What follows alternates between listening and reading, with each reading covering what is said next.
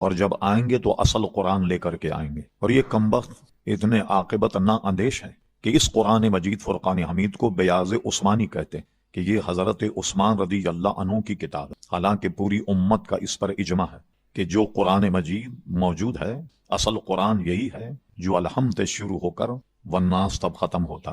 پورے اکابر علماء کا اس پر اتفاق ہے، اور خود جب قرآن مجید جمع ہوا تو پورے صحابہ کرام علیہم رضوان نے اس سے اتفاق کیا، سب سے بڑی اجماع امت جس کو کہتے ہیں۔ تو اب بوہری لوگ اس زمانے میں اپنے وقت کا امام مانتے ہیں، اس امام کی وہ تقلید کرتے ہیں یا سب کچھ اسی کو مانتے ہیں، اور اس میں عموماً کتنے ہی بڑا آدمی ہو کیلنڈر کے حساب سے یا ان کا امام کہتا ہے تو ایک دن پہلے ہمارے سے روزہ رکھ اور ایک دن پہلے عید کرتے ہیں، ایک کیلنڈر کے حساب سے سمجھے چلتے ہیں، ان میں چاند وغیرہ دیکھنے کی کوئی وہ نہیں۔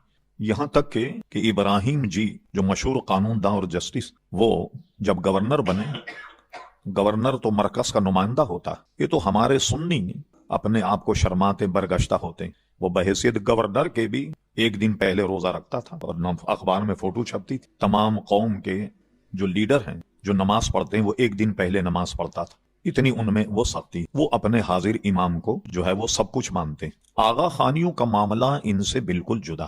آغا خانی نہ کسی کتاب کو مانتے نہ کسی حدیث کو مانتے، بلکہ اس وقت کا جو ان کا امام ہے وہ ان کا امام ہے، اور معاذ اللہ اس میں اللہ تبارک و تعالیٰ کی ذات کو حلول مانتے ہیں کہ ان میں اللہ تبارک و تعالیٰ اس کی ذات میں گھسا ہوا، معاذ اللہ ثم معاذ اللہ۔ اور یہ چیزیں بھی ان کے بہت بڑے کوئی محقق تھے، وہ مسلمان ہو گئے تھے غالباً، تو انہوں نے اپنے دین و مذہب پر ایک کتاب لکھی، اس میں ان ساری چیزوں کو بیان کیا۔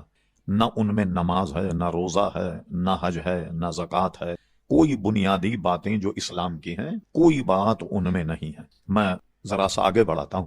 میں تقریباً آج سے کوئی 12 یا 13 سال پہلے ہیوسٹن میں تھا، امریکہ۔ وہاں 100 گھر آغا خانیوں کے، اچھا وہ آغا خانی آپس میں مروت میں ہماری نماز میں بھی آ جاتے ہیں، نماز بھی پڑھتے ہیں اور اپنے جماعت خانہ بھی جاتے ہیں کہ رحمان بھی راضی شیطان بھی نہ ہو بیزار، یہ دونوں کام کرتے ہیں۔ تو ہمارے کچھ مذاکرے میں وہ آئے، کچھ ان کے بڑے، ان کے جو سب سے بڑا وہاں آدمی ہے، وہ مجھ سے آن کر ملا، کہنے لگے کہ آپ جیسے لوگوں کے سوالوں کے جواب دیتے ہیں تو ہم آپ کو بلانا چاہتے ہیں اور ہمارے خدشات ہمارے سوالوں کے آپ جواب دیں، مگر اس میں شرط یہ ہوگی کہ آپ کا کوئی آدمی نہیں ہوگا، مطلب کہیں تنازع نہ ہو جائے۔ تو میں نے کہا بھائی جو صاحب میرے میزبان ہیں ان کی تو اجازت ہے، کل ہاں وہ ایک آدمی آپ کے ساتھ ہو گاڑی چلانے والا، کسی دوسرے کو مت لائیے گا۔ 100 گھر ہیں ہمارے، ایک بڑے حال میں انہوں نے اہتمام کیا، اور جو کچھ اسلام کے خلاف وہ بوچھار کر سکتے تھے گھنٹے 2 گھنٹے سب انہوں نے کیا۔ کرنے میں انہوں نے کیا کیا، میں نے سب کے جواب دیے تسلی بخش۔ تو کہنے لگے ایک مسئلہ ہمیں بتائیے۔ میں نے کہا وہ کیا ہے؟ کہنے لگے جہاں تک اسلام نہیں پھیلا ابھی، وہاں کے انسانوں کا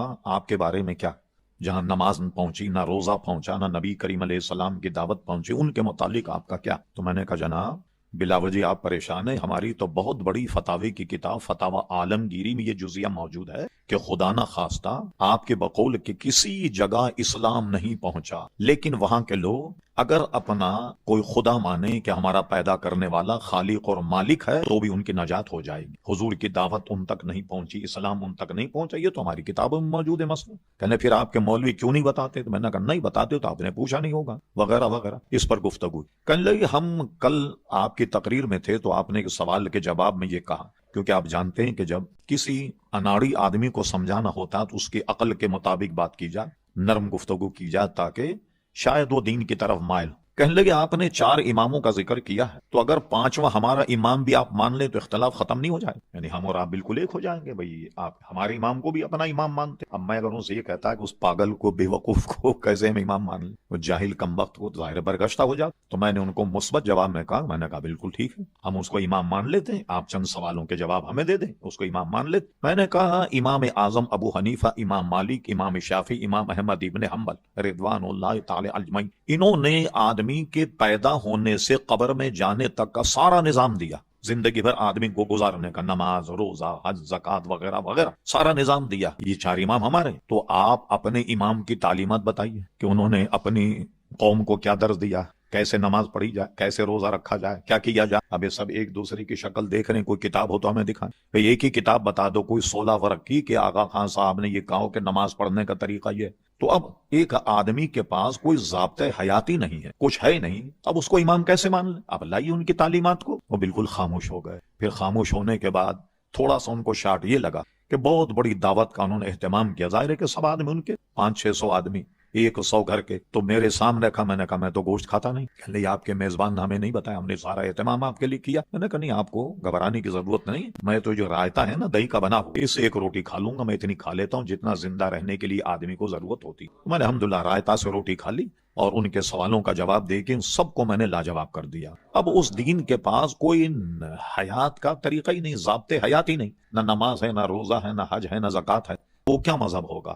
صرف جاتے ہیں، آغا خان کا فوٹو لگا ہوا ہے، اس کے سامنے بیٹھ کر کے پتہ نہیں کیا کچھ پڑھتے ہیں یا اس کو سلام کرتے، اور سب آدمی اپنے اپنے گھروں سے کھانا لے کر آتے ہیں اپنے ٹپن میں، اور سب مل کر کے بیٹھ کر کھانا کھا کے بس نشیستن، گفتن، خوردن، نوشتن، برخاستن، بس یہ ان کا مذہب ہے، کھاؤ پیو اور اپنے اپنے گھر چلے جاؤ۔ اب ظاہر یہ کیا مذہب ہوگا؟ ٹھیک، اچھا اب بہت سے لوگ کہتے ہیں کہ بھئی اگر یہ ہیں تو آپ ان کو کافر قرار کیوں نہیں دیتے؟ دیکھیے کافر قرار دینا یہ حکومتی سطح پر، آغا خانی، بہری، یہ دو فرقے ایسے ہیں کہ خدا نہ خواستہ، لاکھ مرتبہ خدا نہ خواستہ کوئی آدمی ان کے پاس جائے، انہوں نے کہا بھائی واہ آپ کا مذہب تو بہت اچھا ہے، ہم آغا خانی ہونا چاہتے ہیں، کیا کرنا چاہیے؟ انہوں نے کہا جائیے اب گھر تشریف لے جائیے، ہمیں آپ کی ضرورت نہیں۔ اسی طرح بوریوں کے پاس جائیے کہ میں کوئی بوری ہونا چاہتا ہوں، کہ نہیں گھر بیٹھیے آپ، ہمیں ضرورت نہیں۔ تو یہ طبقہ وہ ہے جو تبلیغ نہیں کرتا۔ آپ دیکھیں گے جہاں بوری ہیں نہ محلے سے کبھی لڑائی ہو گئی، نہایت امن سکون کے ساتھ رہتے، تو یہ اس کے بارے میں کوئی منفی پروپاگنڈا ہوتا ہی نہیں، نہ کوئی ان کا ذکر کرتا ہے نہ کچھ کرتا۔ مسائل اگر کوئی پوچھے تو ہم یہ کہہ دیں کہ جو دین کے ہمارے بنیادی اصول کو یہی نہیں، کوئی بھی اگر نہیں مانے تو وہ دائرے اسلام سے خارج۔